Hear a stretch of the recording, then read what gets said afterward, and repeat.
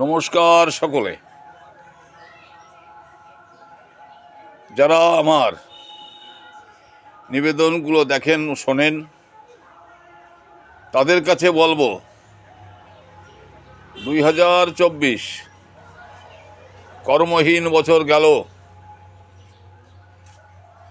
উৎকণ্ঠাভাবে এ রাজ্যের লক্ষ লক্ষ শিক্ষিত বেকারি যুবক যুবতীরা হতাশায় দিন গুনছে। আপনারা তো অনেকেই দেখেন কলকাতায় কোনো না কোনো কর্মপ্রার্থীদের ধর্না চলে। পাবলিক ডোমিনিয়নে রাজ্য সরকার বেশ কিছু টাকা খরচ করেন, তার জন্য